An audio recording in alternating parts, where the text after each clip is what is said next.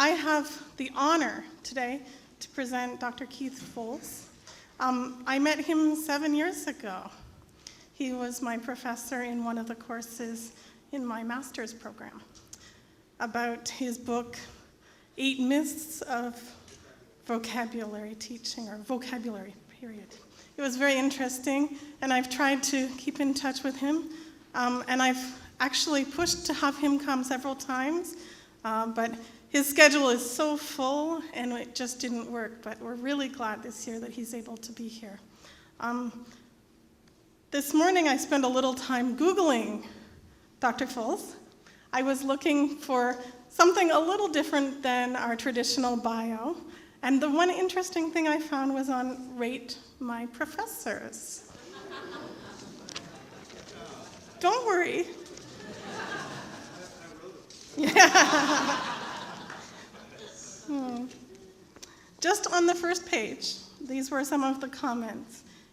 Dr. Folse is a great, in capitals, great teacher, willing to help, approachable, clear expectations, and he is extremely knowledgeable. Dr. Folse is one of the best teachers I've had at UCF. Dr. Folse genuinely cares about his students, and it goes on and on. So I thought, wow, that's really good. But for an actual bio, I had to go back to the one that we have from our conference book, that Keith Folse is professor of TESOL at the University of Central Florida, where he teaches in the MA TESOL, PhD in TESOL, and undergraduate TEFL programs.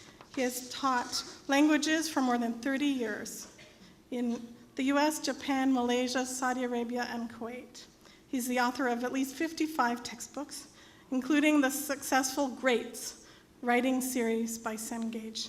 His research interests are in types of written exercises, grammar, and vocabulary, and his most recent article dealing with teaching vocabulary appeared in the June 2011 issue of TESOL Quarterly.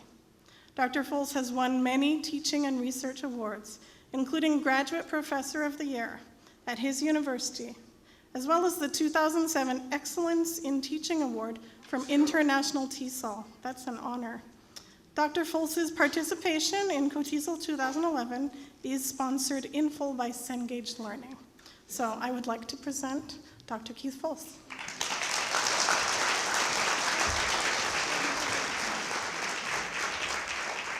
Okay, I'm going to jump in the interest of time. You've maybe been to a session or two with me already, so you have the bio part. But I'm very interested in grammar, vocabulary, the nuts and bolts of what makes any language the language that it is, and then how we would possibly teach these different things. So today I'm going to talk about grammar, and I could have talked about all kind of different things with grammar, but where I'm going today is not that grammar is bad or grammar is horrible or grammar is really difficult, but I'm going to go with what are 3 things that are unique to English, that make English as a second or foreign language a very difficult task. And the 3 areas I'm going to talk about, obviously, on the screen are prepositions, present perfect, and phrasal verbs. To be sure, many languages, if not most languages, have prepositions, have prepositions. So that's not something unique to English. But I think if I had to pick 3 things, the way I usually word it is this. If I could pick, I'm going to be born again, and I'm going to be able to pick the language I want to speak, but I don't get to have one language, but I have a whole menu in front of me. What do I want from English, and what do I want from German, and what do I want from Korean? Well, from English, I would love to get prepositions and phrasal verbs and present perfect for free, okay? And from Arabic, I would like all those consonant sounds. And from Chinese, I want the tones.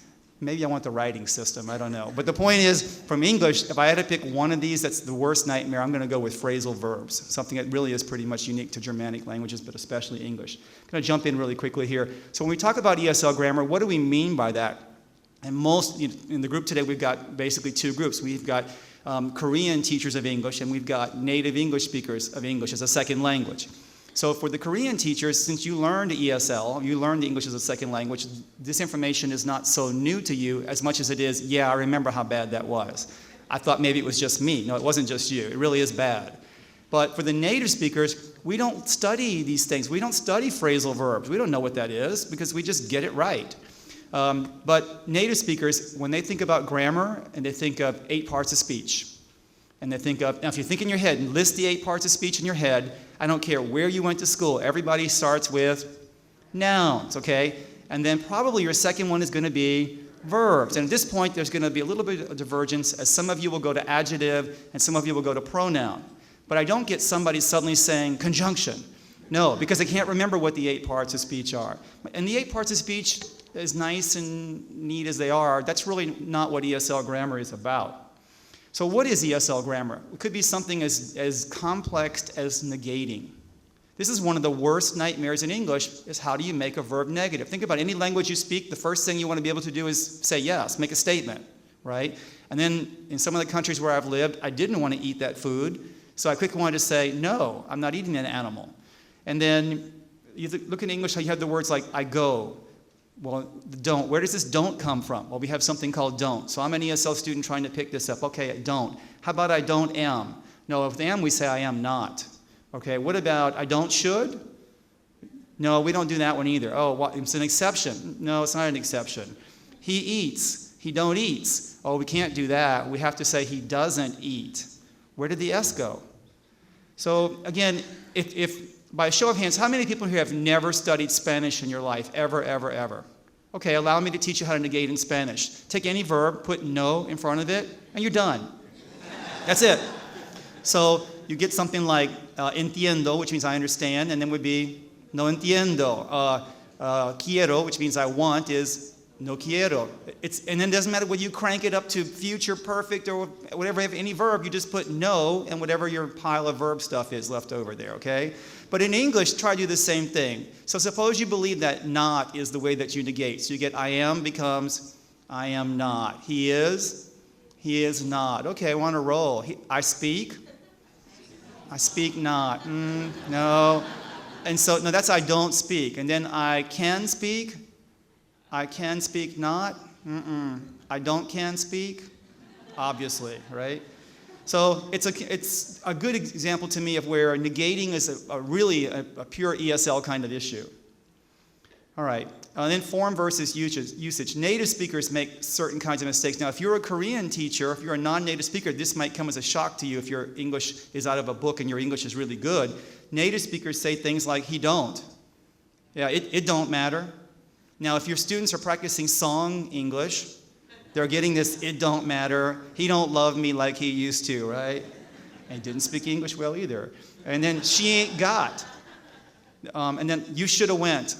My tennis coach does this all the time in tennis class. He says, you should have went to the left. You know you're right, but you really should have said, you should have gone to the left, okay?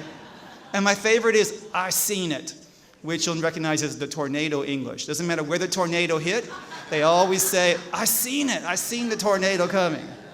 All right. And then, but native speakers make those 4 kinds of mistakes. These are, and for the non-native speakers, these are not good, okay? But native speakers never say, yesterday I go to the mall. Never. Even if you're an I seen, he ain't kind of person, all right? And we are studying these verbs 2 weeks ago. Never do that. So again, there are some kind of mistakes that you could easily recognize as native mistakes and some that are pure ESL kinds of mistakes. But what about the non-native speakers? And they say things like, he no like. And I'll say, he doesn't like. Yeah, he no like, yeah. And she is take the bus always, all right? And I am really, that's my favorite, I am really like this coffee. And I was have a test last week. And then ELLs make mistakes with usage, like they'll say, I am here since 2005, which of course should be I have been. The students will say, I'm here, right? How many countries are you visiting in your life? I don't know yet. When you will arrive in New York, please call me. This is kind of the advanced grammar one. So calling, I'm leaving you right now, putting you on the airplane, and I said, when you arrive in New York, call me. Clearly, arriving is a future action, but we don't allow future tense in that clause. Ask a native speaker, they'll say, the 3 things I was saying yesterday, native speakers always say, why is that? Why don't you do that? They say, it just sounds right, okay? Or they'll say, that's how we say it, okay? And then they'll say, finally, it's an exception when they're pushed against the wall, all right? Which means really you don't have a clue, do you? And so I want to talk about 3 problems, and I introduced these earlier, present perfect, prepositions, and phrasal verbs. But notice the but there. And I want to have an aside here for a second. I'm talking about grammar today And there's a difference between talking about grammar for teachers to have this knowledge versus talking about running your curriculum based solely on grammar, which are two different issues. And if you're a teacher who doesn't know grammar, then the second question is not even in your head. And that's really sad because you're getting paid to know. And these are things you should know and be familiar with as a professional. So it's all about learner needs. And I would say don't teach grammar just for the heck of teaching that grammar point. Well, there are 12 verb tenses. I have to cover all 12 of them. Do you really have to cover all 12 of them? Do your students need all 12 of them? And more importantly, are there, yes, 3 or 4 or 5 that are so common in the English language that you really should spend more time with those 3, 4, or 5 in the affirmative, the negative, and the question? And then, again, how would your students really ever need this? Learner needs run the show in all cases. So people ask me, do you think, I don't care what your question is, I want to know who your students are. I don't know who your students are. So your students may or may not need some of these things. Let me show you one. These are some examples of grammar I would not teach, even though it's in textbooks. Future perfect tense. Now, I've written many books, and I've had grammar books that were rejected by readers because the reader said, this is an incomplete grammar book. You would have to have all 12 tenses. So, okay, I will put an index in the back. I'll put an index back there or an appendix listing the 12 verb tenses so I can get a check mark in the column. Book covers all 12 verb tenses. But I don't have a chapter called present perfect because that would be an insult to you, I think. If I were in the Bulgarian class, I don't want to know how to do this because you're never going to use it. I'll show you some examples in a minute. And the other one is sequence of adjectives, which I'm sure you all teach. And you spend all this time on this. So here's one. Use the verb work here. I blank at UCF for 26 years when I retire next month. It's a future time. So here you would put I will have worked, also known as future perfect, okay? My question is, are you ever going to use that? How often do I need to be able to produce that utterance? Yeah, which one? On the TOEFL, yeah. Yeah, it could be on the TOEFL, but the newer TOEFL, though, you can get by without this kind of mastery of basically what was Olympic grammar. Now attempt a 9.0 dive by demonstrating knowledge of the future perfect tense in a dependent clause, all right? So no, I think we moved beyond that. Let's try the second one here. Adjectives in sequence. Now, native speakers have no clue this is even an issue. So I want to describe this button, and it's round, it's blue, it's tiny, and it's plastic. And you put this together, you say it's a tiny, round, blue, plastic button, say all the native speakers, or many of them, not all of them. And the native, non-natives are, how did you know that? And there's this massive, just Google it, it's really not, please don't teach this to your students. You've got, how does it go? It's like opinion, size, color, material, all this kind of stuff. Yeah, there is a grammar to it, but that doesn't mean that you have to teach it. Now, what is the grammar point in general here? It's use, it's position of adjectives. In English, where do adjectives go in relation to a noun? So, number one mistake is, let me back up. First of all, I want my students to use adjectives.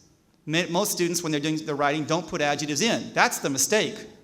But we don't count it as a mistake because there's not an overt mistake there staring us in the face. So a lot of times they don't, in a writing class, they just don't use adjectives. So one of my tasks would be to get students to go back, take your writing from 3 days ago, now go back in it and, I don't know, pick any 3 nouns you want and describe them. Put an adjective in the right place.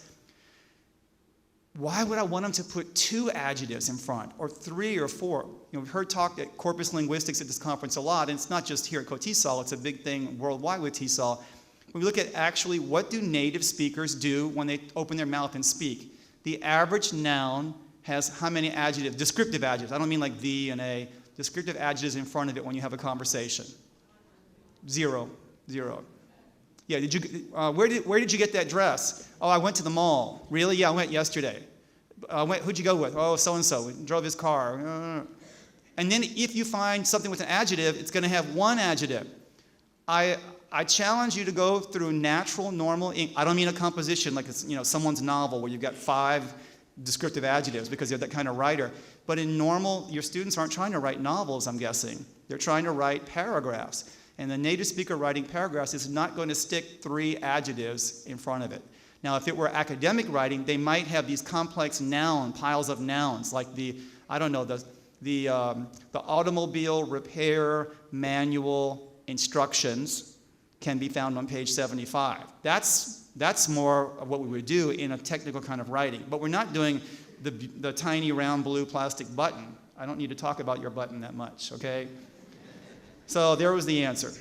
But going back to what these three problems would be, the main talk today, I chose these three because they're complicated, but they're teachable, and they should be taught because there are three things that occur widely in English. The first one's present perfect. For those who don't know, here's what it looks like. You got a have, has, and a past participle. Three classic examples here. They've lived here 10 years. We've eaten sushi before. It's rained all day. Not today. Talking about yesterday here, I suppose. So I go through, and let's see how good you guys are at identifying present perfect. Now, I'm an ESL student trying to figure this out. So I have two options. One option is that somebody in the class explicitly deals with this in some form or fashion. How you deal with it's up to you. Some people, I'm not the kind of person that today class we're going to cover the present perfect. I go about it in a little bit more indirect way. At the other end of the spectrum, you would have people that say, nope, we're not going to teach grammar at all. You're just going to pick it up. Okay? Well, if you were an ESL student and you would try to pick this up, here's some natural exposure for you. And these were all things I chose off the internet, I think. When you have finished the report, call me, okay? What's your present perfect? Have finished. Now, is that talking about clock time? The present, the past, the future, or some combination? That's talking about the future. Truly, this is happening. This is not now. You're talking now, obviously, but the event in the future. So I'm an ESL student trying to figure this out. Okay, you have a have finished. I don't understand why you're using have here because I know have a car and have a cat. But there's a have finished, and it's for the future. Okay, I see. You call it present perfect, but you use it for the future. I got it. Okay. Most people in this class have chosen their major. Have chosen. What's that? It's finished. Okay, so is number 2 an exception? I don't know. Or maybe number 1's the exception. I don't know. Number 3, she's lived in several places overseas. Has lived, and it's past, okay? I guess you could say this. If she were still living overseas, it might be a past to present kind of connection, but probably past. Mr. Mendez has worked at Sears for almost 20 years. Has worked, and that is like a past to present because he's still working there. Wow. All these languages I've studied, I don't know of another language that uses present perfect in the way we do for a past action that still continues. As a non-native speaker, I would think, you feel a need to have a verb tense for that? Okay, all right. And you call it present, all right? Orlando, and it's perfect for some reason. Orlando has had snow only twice in its history would be has had, which freaks him out already, right? Because you got a has and a had. So which one is it, present or past? And then number 6, once you have paid into the system for 10 years, then you can start to withdraw your pension. Have paid a day I dream of, okay? And that would be future. Have you ever eaten a shrimp taco? Have eaten, and that would be past. And then you got I've been here for an hour. Have been, and that's a past to present. So the ESL is like, what time is it? What time is it for this verb tense?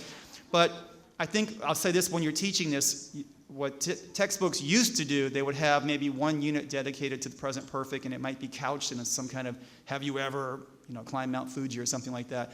But the wrong thing is that you would have one unit covering these different usages. Present perfect has many, 4, 5, 6 very different future to past, very different usages that should all be taught differently.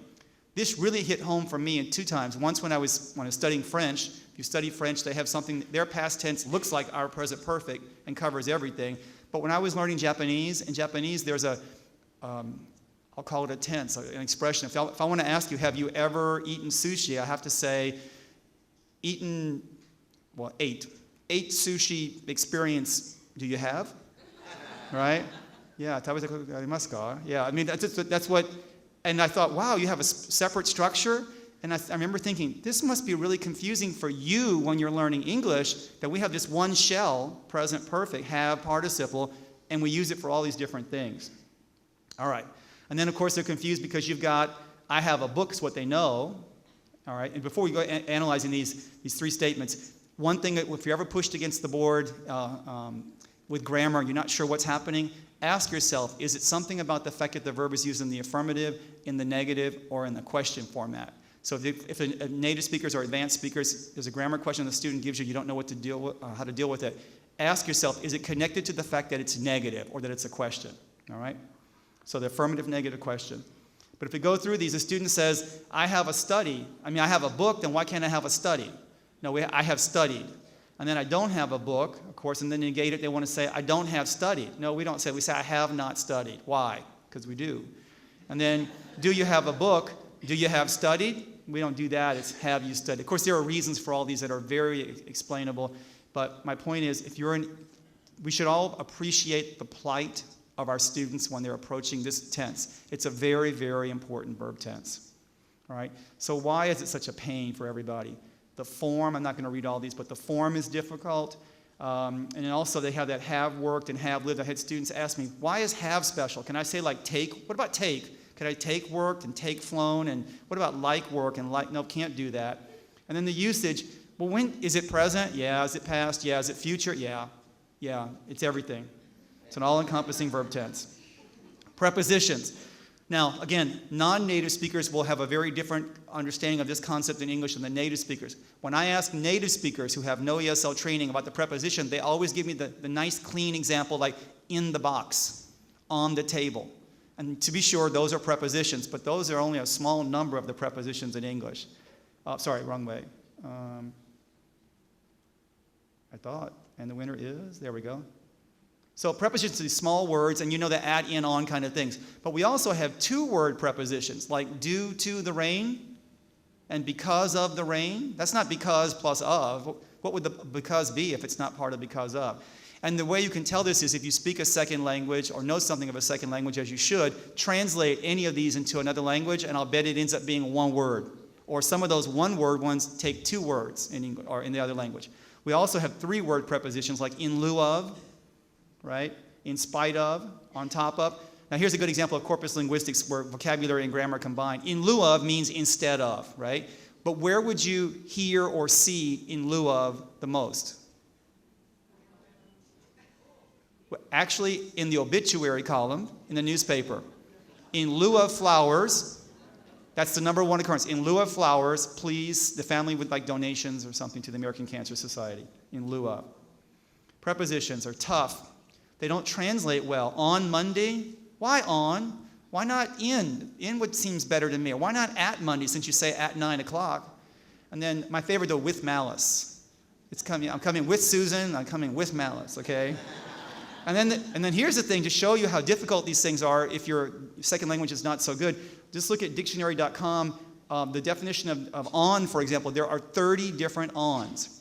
And they're really not, it's not minutia. I mean, something like on Monday, and then on the table, there's a good example of two very different ons. And then they're very hard to catch in normal conversation. So if you were relying on comprehensible input, and you heard someone say, that you're watching some murder mystery. You saw the murder happen, and the police now are investigating, and one of the police says to the other, he said the name of the killer and then closed his eyes. He said the name of the killer and then closed his eyes.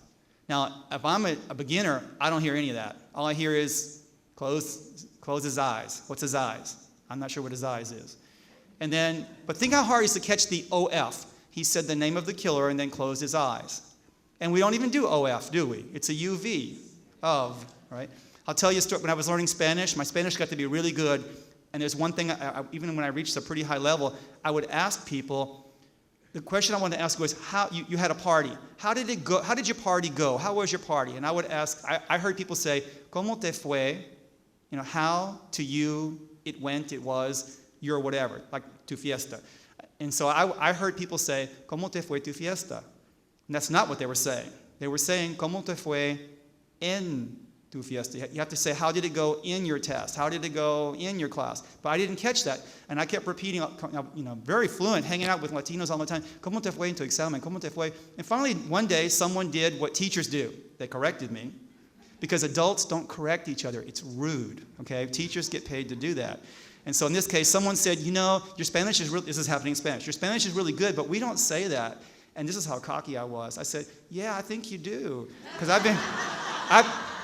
it's like, no, seriously, I've been doing this for 5 or 6 years. I'd written a thesis in Spanish. And you know what? En is a little bitty, that's a pretty basic word, because I thought, surely somebody would have told me by now. But, no one told me. So they're very hard to catch. And also we know from SLA research that 2 of the last things that people pick up, regardless of how you teach or you don't teach, are prepositions and articles. So they're just tough.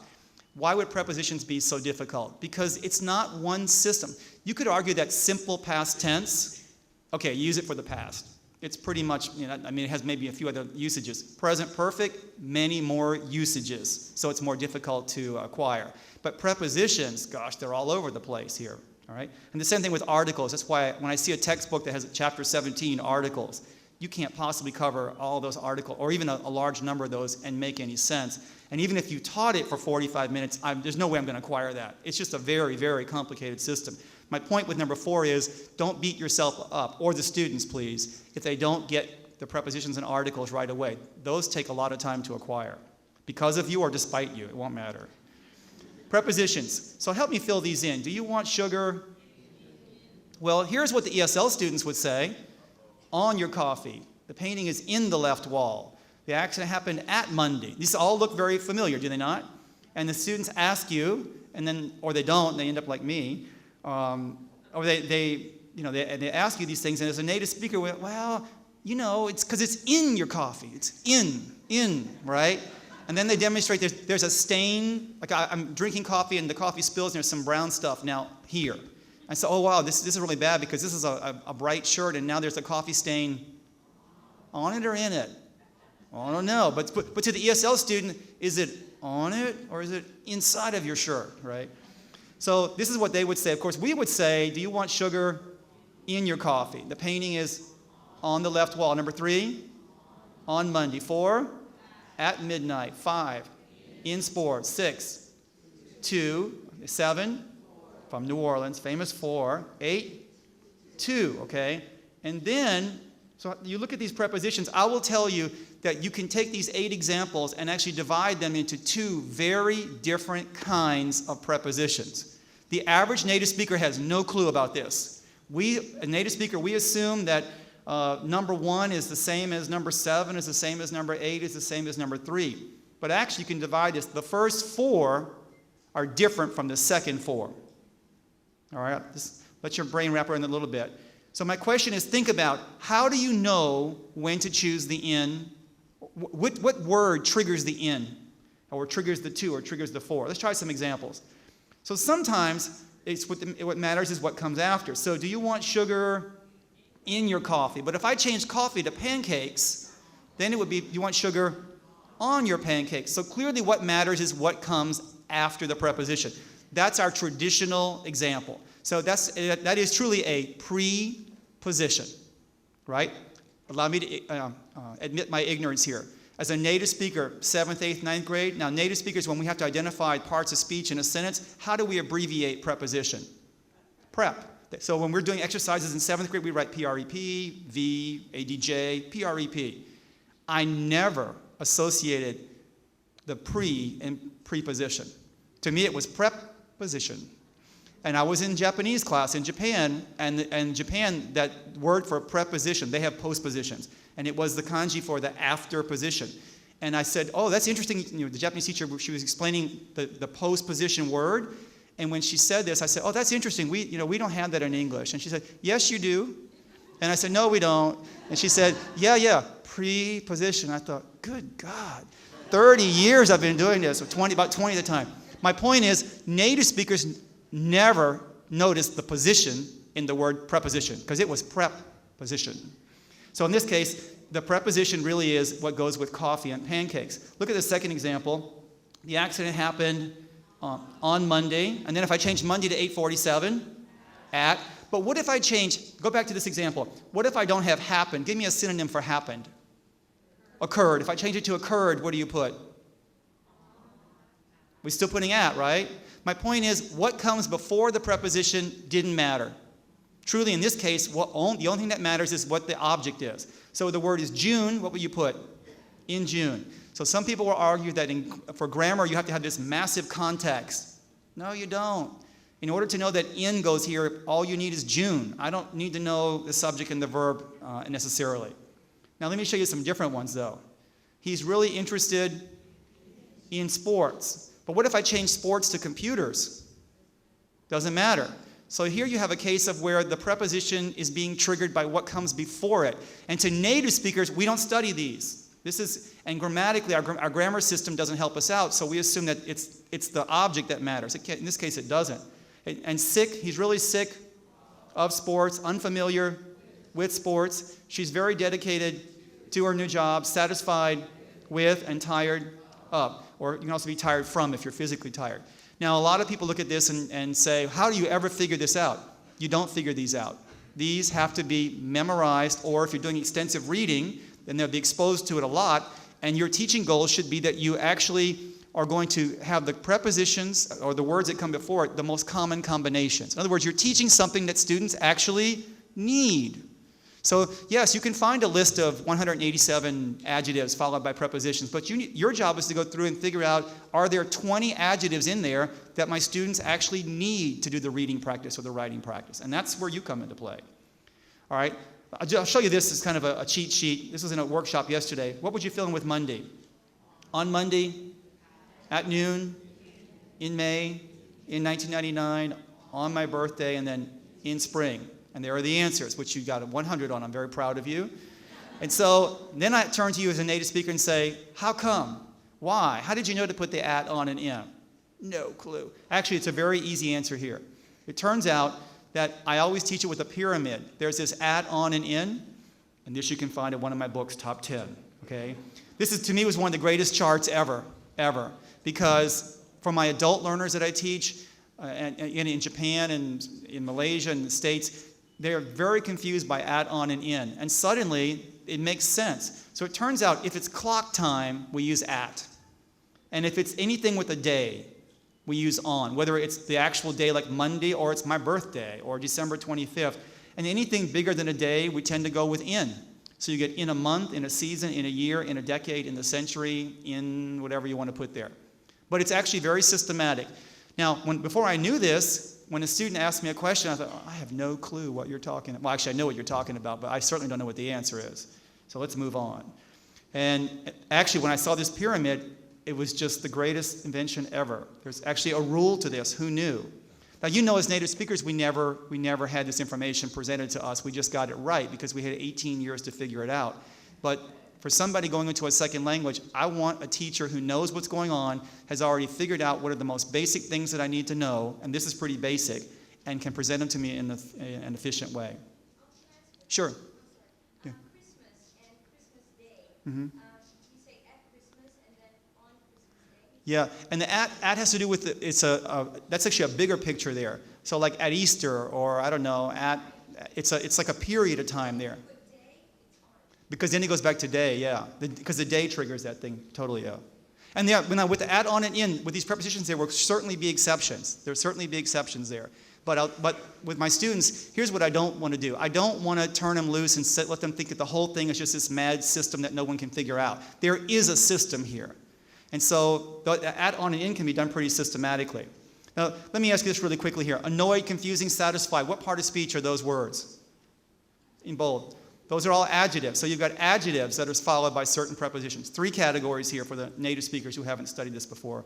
You've got adjectives plus prepositions, and then we've got words like advantage, reason, difference, which are all nouns. You've got nouns plus prepositions. And to me, this kind of language is what's going to help your students go beyond that, that upper beginner, low intermediate level. It's about vocabulary, really. And words like matter and question and lack.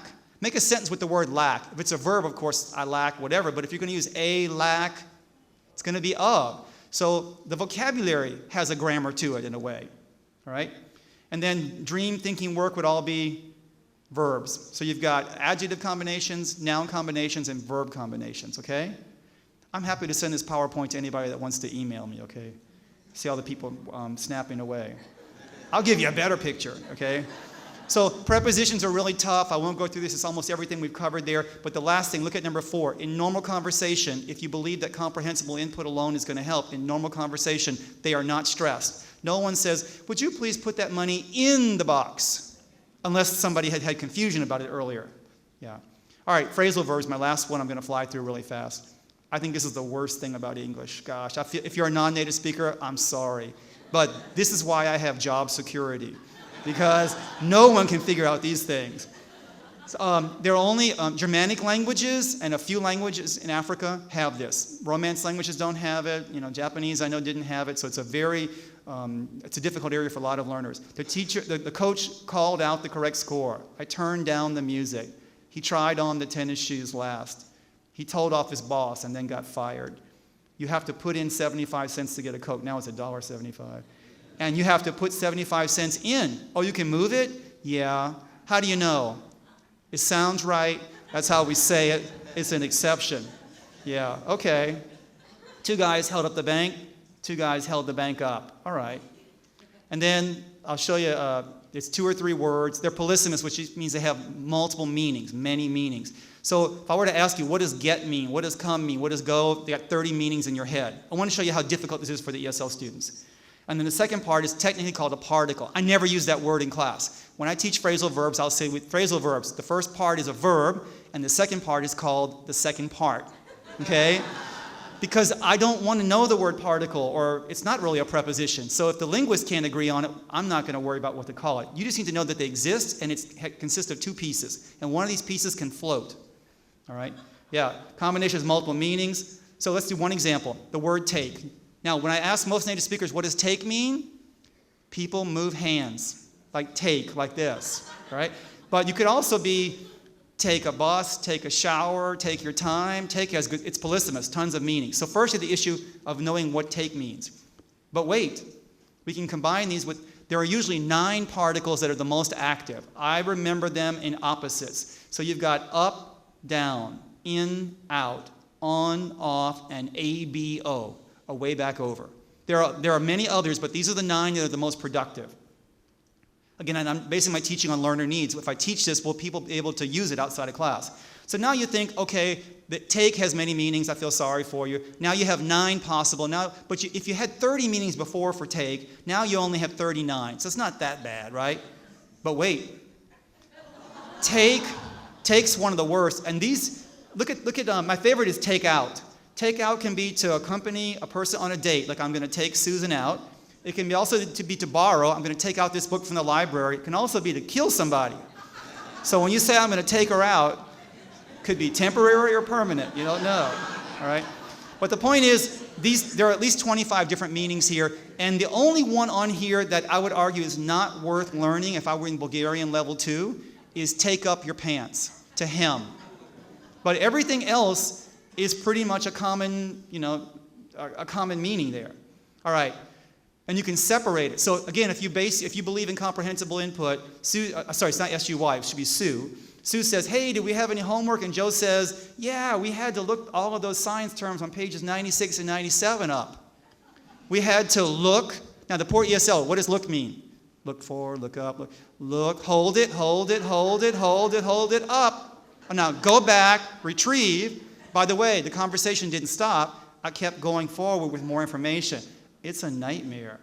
This is not slang. This is normal English, that you can actually divide the verb and the particle by a bunch of words. All right? And so you got, he tried on the tennis shoes. He tried the tennis shoes on. He tried on them. Don't like that one. He tried them on? Yeah. All right? And then the reason is that when you have a noun, like tennis shoes, you can divide it or not. No one seems to care. But if you have a pronoun, you have to divide it. There are some exceptions, okay?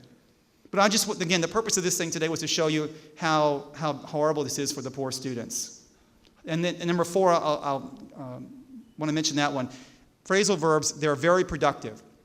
And we keep inventing them all the time. I'm a tennis fanatic. So if I play tennis on Saturday and tennis all day Sunday, and someone calls me up Monday evening and says, hey, Folse, you want to play tennis tonight? I said, man, I'm all tennised out. You can do that. So native speakers can invent these things. It's a very productive part of English. All right? And I'll end with this last slide. Because these grammar questions are so difficult, especially for brand new teachers, I mentioned this in a workshop I did yesterday. We're working on a brand new book, which is just called Hot Seat Questions. It's these questions that students ask you, and if you've been teaching for a long time, it's the same questions that keep popping up year after year. This is going to be a brand new book. We're looking for teachers to volunteer to send us questions. We'll acknowledge you in the book, print your name and where you teach. All of the royalties from this are being donated to a scholarship fund for TESOL graduate students and undergrads to attend conferences. And it's a great way to give back to the profession, because I can tell you 30 years ago, I would have taken someone out.